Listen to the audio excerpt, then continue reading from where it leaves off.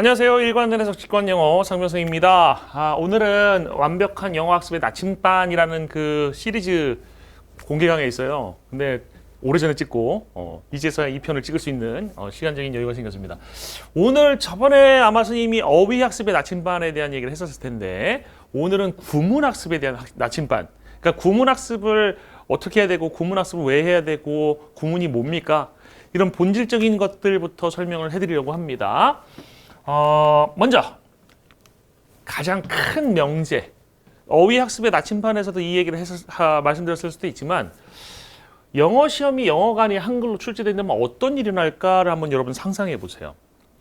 뭐 수능일 수도 있고 공시일 수도 있고 토익일 수도 있고 토플일 수도 있고 아무튼 그런 영어 시험들이 뭐 학교 시험일 수도 있고요. 영어 시험들이 영어가 아니라 한글로 출제된다. 그러면 이건 영어 영역이 아니라 국어 영역, 뭐 언어 영역 이런 식으로 바뀌겠죠. 그리고 여러분들이 원래 평상시에 국어 실력이 뛰어나기 때문에 그 문제들 푸는 데서 거의 문제가 없을 겁니다. 제 생각은 그래요. 고3들이 보는 수능 문제를 국어로 출제하게 된다면 중딩도 풀 수 있지 않을까. 그죠? 그다음에 공시 문제 마찬가지입니다. 공시 문제를 역시 그 국어로 출제한다면 중고생들 충분히 풀 수 있을 것 같습니다. 토익 문제를 한글로 출제한다? 초딩도 풀 수 있을 수도 있어요. 그래서 초딩도. 그래서 여러분들 영어 문제가 영어로 출제되기 때문에 가장 큰 문제점이 존재하는 거지. 그죠? 한글로 출제되면 아무 문제가 없을 것이다. 문제 대부분 다 해결될 것이다. 심지어 문법 문제도 해석이 이상해 보일 겁니다. 무슨 말인지 이해되시죠? 그래서 이게 어떻게 보면 점수를 올리기 위해서 제일 중요하게 우리가 생각을 해봐야 되는 거예요. 영어가 만약에 한글로 출제된다면 내가 이렇게 많이 틀릴까? 아닐 거라고요. 그죠? 분명히 아닐 거라고요. 그게 인식이 되면 여러분이 어떤 판단을 내겠어? 그러면 한글로 출제되면 문제가 되는데 영어로 출제되면 문제가 돼 있어. 그럼 나의 문제는 어디 문제점이 있는 거지? 그렇구나. 영어 문장을 내가 이해를 못하는구나. 영어 문장을 우리나라 말로 바꾸는 해석 과정에 문제가 있는 거구나. 라는 그 결론에 이를 수 있습니다. 그 결론에 이르시면 영어에 대한 방향성이 확실하게 잡힐 수 있어. 그러니까 나침반이라고 얘기하는 게 방향을 잡아주는 거 아닙니까? 영어를 어떻게 공부해야 되는지에 대한 방향이 여기서 이제 저번 그 어휘 학습의 나침반과 함께 잡히실 수 있을 것 같아요. 그렇다면 영어의 고득점을 하는 길에서 가장 중요한 것들 두 가지 뽑는다면 뭐냐? 해석을 하는 것이 중요하잖아요. 정확한 해석을 하면 분명히 뭐가 될 수 있을 것 같아요? 정확한 해석을 하게 되면 우리나라 말로다가 정확한 의미를 알 수 있으니까 영어 문제도 아무 문제 없다는 얘기입니다. 이거 두 가지 요소에 의해서 결정이 된다는 얘기예요. 첫 번째 요소는 뭐가 되고요? 어휘가 됩니다. 어휘 암기 안 되면 아무 소용 없어요. 그러니까 어휘는 총알과 같다고 생각하시면 됩니다. 그 다음에 두 번째로 중요한 것이 뭐냐? 구문입니다. 그죠? 구문은 이제 뭐 총에 해당되는 개념이라고 할까요? 총만 있어도 아무 소용이 없고 총알만 있어도 아무 소용이 없습니다. 총과 총알이 함께 있어야 되는 거죠. 또 다른 식으로 표현하면 어휘와 구문은 인간의 두 다리와 똑같아요. 한쪽 다리만 너무 길면 오히려 못 걷습니다. 다리가 아예 없어도 못 걷지만 한쪽 다리만 길고 한쪽 다리 짧으면 못 걸어요. 두 다리가 고르게 길어야지 제대로 걸을 수 있을 겁니다. 무슨 말인지 이해되시죠? 그래서 이게 균형을 잡아야 된다라는 말씀을 드리고 싶은 거고요. 그래서 처음에 우리가 어휘학습의 나침반에 대한 얘기를 설명을 드렸던 거고 오늘은 구문에 대한 설명을 드리고 있는 겁니다. 이해되셨죠? 해석을 위한 문법 구문 봅시다. 구문. 무슨 그 구문이란 말이 우리나라 영어 교육에서처럼 잘못 쓰이는 것도 많지 않은 것 같아요. 무슨 구문, 뭐 강조 구문, not until 구문, so that 구문 막 다 갖다 구문을 붙이잖아. 그래서 선생님은 중고생 때 구문이라는 것은 그냥 수고 같은 건가 보다. not until 구문, so that 구문 이라고 생각했는데 대학교에서 구문이라는 것이 뭔지를 알게 됐어. 구문이라는 것이 영어로 바꾸면 syntax예요. syntax. 그러니까 구문, syntax. syntax는 뭐냐면 grammar라고 하는 문법이라고 하는 큰 틀 안에 큰 그 덩어리 속에 세부적인 그 요소들이 있습니다. 그 중에 뭐 semantics, 의미론이라든지 syntax, 구문론이라든지 이런 것들이 포함이 되는 거야.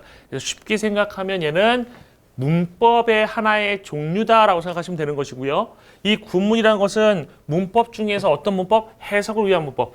이렇게 얘기하시면 됩니다. 문장 문법이다. 자, 문장을 이해하기 위한 문법을 신텍스라고 얘기를 하는 거예요. 알겠어요? 문장 문법. 그래서 이 해석을 위한 문법, 즉 신텍스를 알면 정확한 해석할 수 있지만 이걸 모르면 정확한 해석할 수가 없어요. 이해됐죠? 그리고 신텍스를 알고서 어휘를 암기하면 어휘를 암기할 때도 방향이 다릅니다. 올바르게 암기할 수 있어. 근데 이걸 모르고서는 어휘 암기하면 되게 단편적인 거 하나만 알게 되고 뭐 그 단어의 품사 이런 거 의미 없어 그냥 단어만 뜻 하나만 단편적인 뜻 알면 끝난다라는 생각을 가질 수 있어요. 그러니까 예를 들어서 이런 거죠. He is very well. 학생들한테 단어 이거 well의 뜻이 뭐야라고 하면 대부분 다 이 문장의 해석이 뭐야 그러면 그는 매우 잘한다라고 해석합니다. 그는 매우 잘한다. 왜? 머릿속에 들어있는 well의 뜻은 뭐야? 잘밖에 없거든. 이것이 어휘를 암기하기 싫어서 생긴 문제인 것뿐만 아니라 이 안에는 구문에 대한 문제점도 들어있는 겁니다. 구문을 모르고 어휘를 암기했기 때문에 이런 일이 발생해요. He is very blank. 블랭크 자리에 선생님을 딱 봤을 때, 저를 봤을 때 생각나는 단어 아무나 넣어보세요. He is very tall. 그렇게 크진 않습니다. Smart. 그렇게 영리하지도 않아요. Handsome. 인정하고 싶어요. 그런 단어가 들어가지. 그러니까 tall이나 smart나 handsome 같은 단어가 들어간다는 얘기는 여기 자리가 무슨 자리라는 얘기예요? 형용사라는 거야. 이 형용사라는 이 품사가 구문 안에 들어있는 겁니다. 형용사의 well의 뜻은 건강한이라는 뜻이에요. 그러니까 건강한이라는 뜻이라는 거 알고 있으면 그는 매우 건강하다라고 해석할 수 있을 거 아닙니까? 이해되셨어요? 그래서 구문이라는 것은 이렇게 품사부터 시작을 되는 겁니다. 아무튼 문장을 정확히 해석하기 위한 문법이 뭐다? 구문이다라는 거 알아두세요. 이제부터 구문 그러면 무슨 나런틸 구문 이런 거 생각하지 말고 구문이 원래 정확한 의미가 뭐다? 문장 문법이다. 아시겠죠? 재밌는 거는 사람들이 문법 그러면 뭐라 해서 구문 중요하지 이런 데 얘기한다고 그죠? 구문이 문법이에요. 아시겠어요? 착각하지 마세요. 다음 문장들을 해석해 보세요 라고 선생님이 뽑아놨어요. 이거는 기출에 수능 기출에 나왔던 문장이고 이거는 아마 EBS에서 나왔던 문장인 것 같습니다. 이거 한 문장을 한번 해석해 보세요. 해석해 보세요. 시간 드릴게요. 뭐 멈추고 하실 필요 없습니다. 시간 드릴게요. 해석해 보세요. 1번 문장만 하셨어요? 혹시 여러분들 중에 승객들은 말했다 대디하라고 라고 해석하셨다면 틀리신 겁니다. 틀리신 거예요. 이게 바로 구문의 힘인 거야. 구문을 모르고 태를 보면 태를 그냥 말한다니까. 승객들은 대디하고 말했다가 될 겁니다. 이거를 지금 선생님이 수업할 수는 없고요. 간략히만 설명드릴게요. 이거 뭐라고 해석해야지 정답이냐면 told 이하가 여기까지 이렇게 꾸며주는 구조예요. told는 과거 분사라고 하는 겁니다. 승객들인데 어떤 승객들이냐면 얘는 들은 승객들이야. 말했다 틀렸어. 들은이라고 해석해야 돼요. 뭐라고 들은 승객들이냐면 30분의 지연이 있을 것이라는 말을 들은 승객들은 are less than happy. 덜 불행하다. 덜 불행하다 라고 해석하셨어야 돼. 그 다음에 두 번째 2번 한번 읽어보세요. 읽고 해석해보세요. 시간 드릴게요.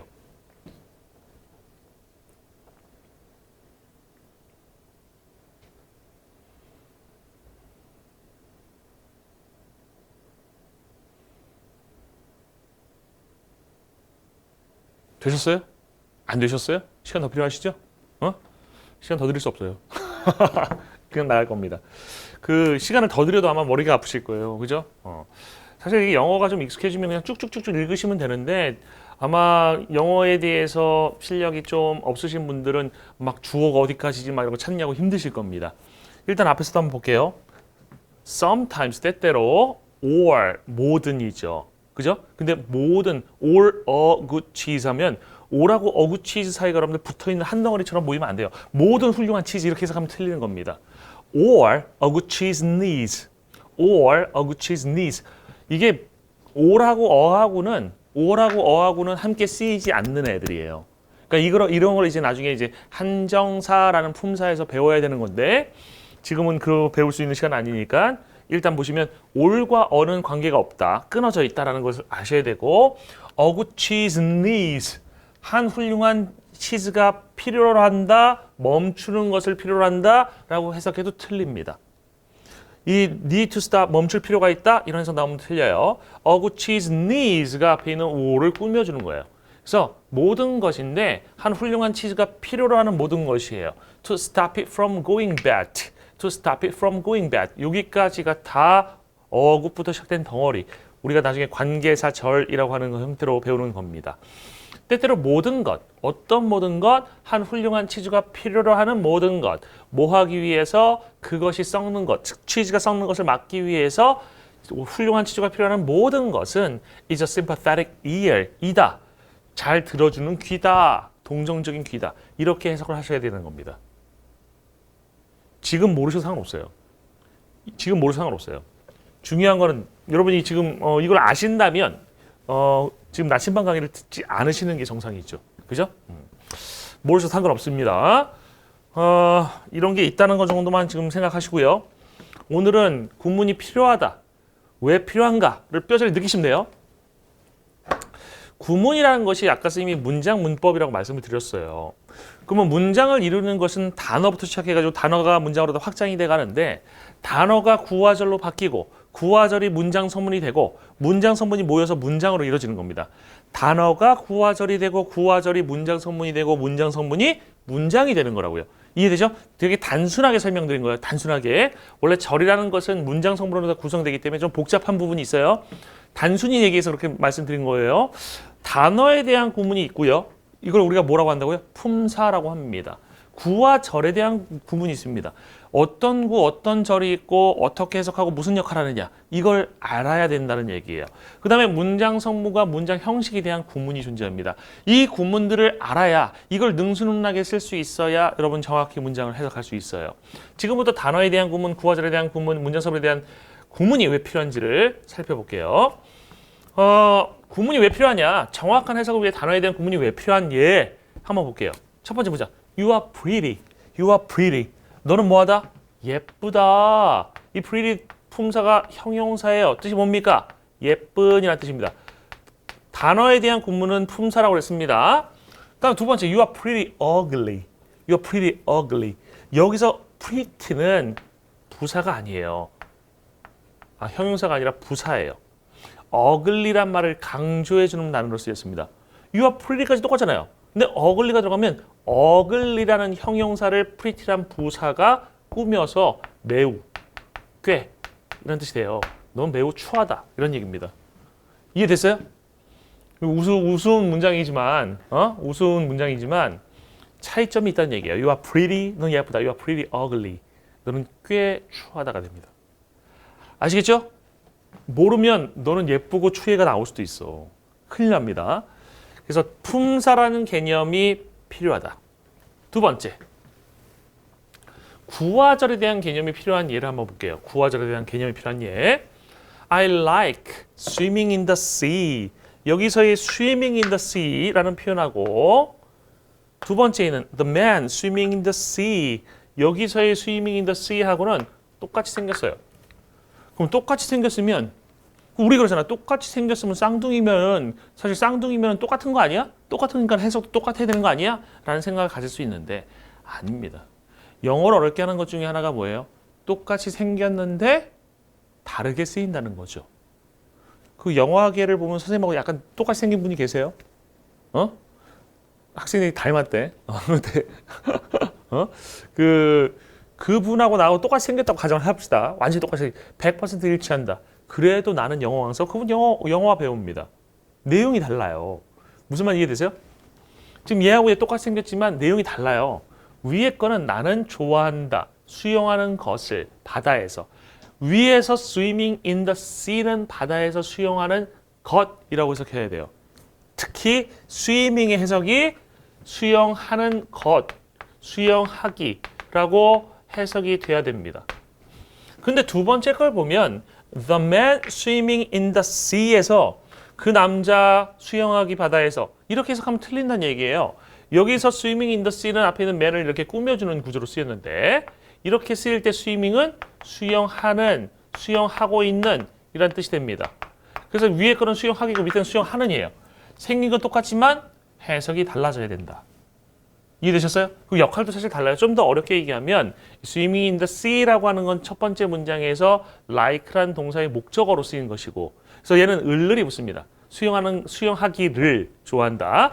두 번째 거는 이 man이라는 명사를 꾸며주는 분사절이라고 얘기를 해요. 그래서 바다에서 수영하는 남자가 돼요. 이해되셨죠? 차이점이 있다는 거야. 그 밑에 보세요. 밑에는 as a pretty girl, as pretty a girl. as도 있고 어도 있고 pretty 있고 girl, as, pretty, girl. 똑같네? 뭐만 달라요? 순서만 달라. 순서가 달라지면 의미가 바뀔 수 있는 게 영어입니다. 아시겠어요? 순서가 바뀌면. 보세요. As a pretty girl, as a pretty girl. 첫 번째 as a pretty girl. 요거는 우리가 전치사구라고 부르는 녀석이고요. as가 전치사이기 때문에 뒤에 a pretty girl이라는 그런 구조가 나와요. 지금은 모르셔도 상관없어요. 이 용어에 대해서 큰 의미 두지 마세요. 두 번째, as pretty a girl은 명사구예요. 명사구. 그러니까 전혀 다르다고. 여기서 핵심이 되는 명사는 여기서 girl이라는 녀석이고, 여기서 핵심이 되는 전사는 as였어요. 그래서 해석은요. 앞에 as는 전사이기 때문에 뭐뭐로서라는 뜻을 쓰입니다. A pretty girl, 한 예쁜 소녀예요. 한 예쁜 소녀로서라는 뜻이 나와. 첫 번째 거는. 이렇게 해석이 나오는 이유는 사실 쉬운 강의가 아니에요. 여러분들은 이게 다르다라는 것만 확실하게 알 수 있는데 지금은 여기에 큰 초점 맞추지 마세요. 무슨 구두 의미 없습니다. 다르다. 많이 다르다. 여기만 초점 맞추라고. 두 번째 as pretty a girl은 똑같이 예쁜 소녀라고 해석해야 돼요. 똑같이 예쁜 소녀. as가 똑같이라는 뜻의 부사입니다. 차이점이 있다는 얘기예요. 그래서 차이점이. 이런 걸 모르고선 만약에 해석한다고 생각해 보세요. 어떻겠습니까? 해석이 아니라 거의 뭐 조앤 롤링과 상상력에서는 경쟁이 가능한 작품은 안 나오죠? 그죠? 그런 짧은 글짓기가 될 수도 있어요. 그래서 구와절에 대한 구문이 필요하다라는 얘기입니다. 아시겠죠? 그 다음에 정확한 해석을 위해 문장 성분과 문장 형식에 대한 구문이 필요한 예를 볼게요. 보시면 I was watching a dog bite a lady yesterday. I was watching a lady bite a dog yesterday. A lady I was watching beat a dog yesterday. A dog I was watching beat a lady yesterday. I beat a dog. A lady was watching yesterday. A dog I beat yesterday was watching a lady. A lady I beat yesterday was watching a dog. 재밌는 건 여기 써 있는 문장들의 단어들은 다 똑같아요. 단어들이 배열된 순서만 달라지거든. 뜻은 무진장 다 다릅니다. 어마어마하게 다 달라요. 첫 번째 문장 해석해 볼게요. 이거 선생님이 하나하나 설명하면 시간 너무 많이 들고요. 역시 다르다는 거에만 초점 맞춥니다. 단어 똑같아도. 나는 지켜보고 있었다. 한 개가, 한 댕댕이가 무는 것을, 한 숙녀를 무는 것을 지켜봤어. 어제. 알겠어요? 지켜보고 있었어. 지켜보면 안 되지. 가서 도와줘야죠. 그죠? 문장이니까 그냥 봅시다. 두 번째. I was watching. 나는 지켜보고 있었어요. 한 숙녀가 무는 것을, 개를, 어제. 숙녀가 개를 물 수도 있습니다. 뭐 이 세상이 이런 말 있잖아. 개가 사람을 물면 뉴스가 안 되는데 사람이 개를 물면 뉴스가 된다고. 그죠? 뉴스거리네요. 그 다음에 A lady I was watching. A lady I was watching.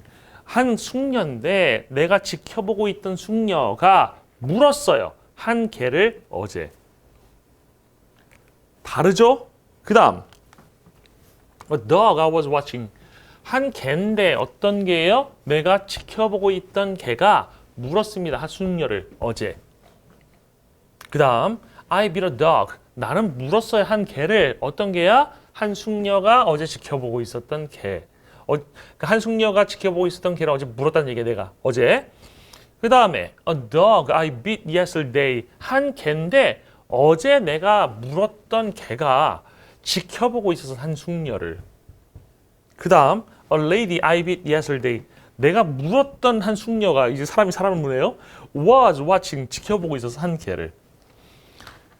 단어들은 똑같습니다. 배열 순서에 따라서 뜻이 천차만별이 되는 게 영어야. 그러면 어휘만 알면 무슨 소용이 있겠습니까? 어휘만 안다고 문제가 해결됩니까? 여기 써 있는 것들은 품사도 다 똑같이 쓰였어요. 품사가 바뀌지도 않았어.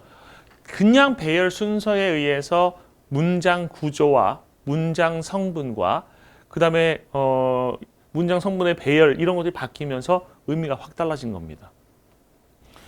어때요, 여러분들? 지금까지 얘기 들으니까 구문이라는 거 안 하고 영어라는 걸 잘할 수 있겠습니까?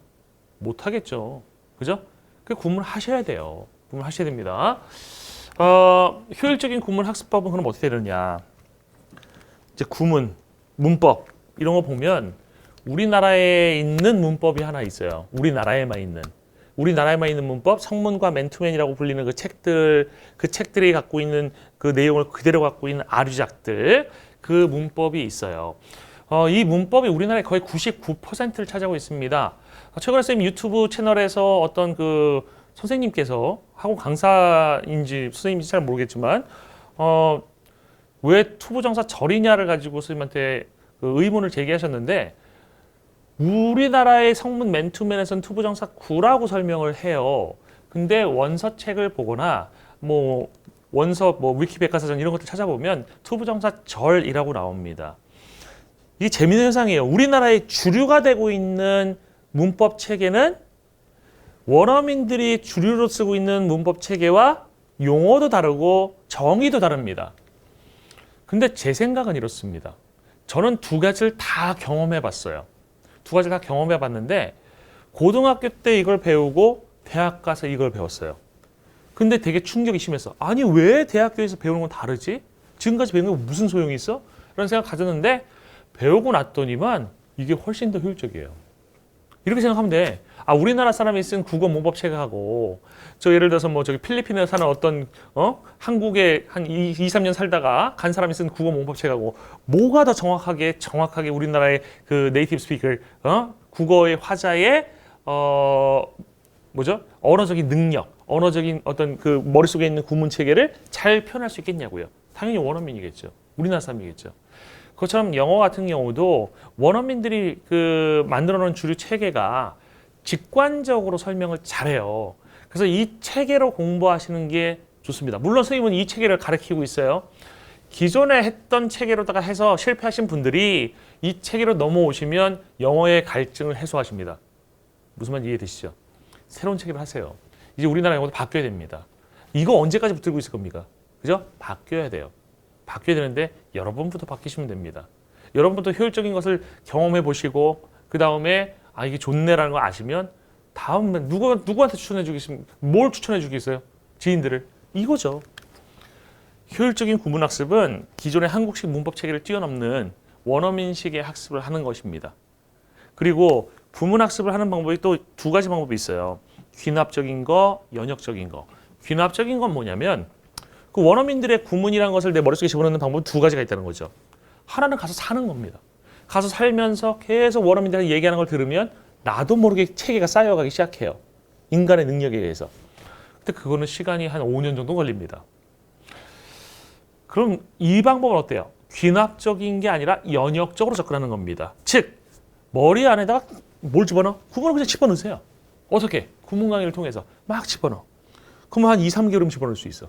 그럼 2, 3개월이면 집어넣고 그 다음에 막 원어민들이 쓴 자료라든지 이런 거에 막 적용을 하면서 귀납적인 적용을 하는 겁니다. 그러니까 연역적으로 배워서 귀납적으로 적용하는 거. 이게 훨씬 더 제가 생각하기에 우리나라 환경 속에서는 효율적이에요. 우리나라 환경 속에서 전자로 하는 방법이 있어요. 어려서부터 영어 유치원 다니고 영어 원어민 선생님 나오는 학원 다니고 원어민 친구 사귀고 이러면 가능할 수 있는데 대부분 그게 힘들지 않습니까? 그럴 경우에는 연역적으로 구문을 학습하고 귀납적으로 적용하는 법을 추천드리고 싶습니다. 지금까지 구문이라는 것을 왜 해야 되고 구문이 뭐고 구문을 왜 해야 되고 구문을 어떻게 공부하는 것이 효율적인가에 대한 설명을 드렸습니다. 단어가 문장으로 확장되는 방식으로 배우셔야 돼요. 품사부터 시작해서 구와 절을 배우시고 구와 절을 배우시고 문장 성분을 배우시면 문장이 이해되실 겁니다. 그 순서가 이제 선생님이 가르치는 교재에서는 절대공식이라는 넘버 제로, 절대공식 넘버 제로에서는 품사를 가르치고요. 절대공식 넘버 원에서는 구와 절을 가르치고 그다음에 고구마랑 강의의 앞부분에서 이제 문장 성분과 문장이 나오거든요. 물론 절대공식 넘버 제로에도 나오긴 하지만 절대문제 넘버 제로는 글 전체를 다 포함하기도 합니다. 그래서 아무튼 필요하신 부분을 강의를 통해서 들어보시면서 부문을 잘 쌓아나가시면 분명히 여러분들도 영어를 잘 하실 수 있을 것이고요. 영어가 장애물이었고 영어가 커다란 내 방해물이었다고 하면 걔를 딛고 이르셔서 커다란 디딤돌이 되게 만드실 수 있을 겁니다. 그래서 오늘 구문에 대한 나침반 강의를 이것으로서 모두 마치도록 하겠습니다. 열심히 하셔서 좋은 성과 얻으시기를 바라겠습니다. 감사합니다.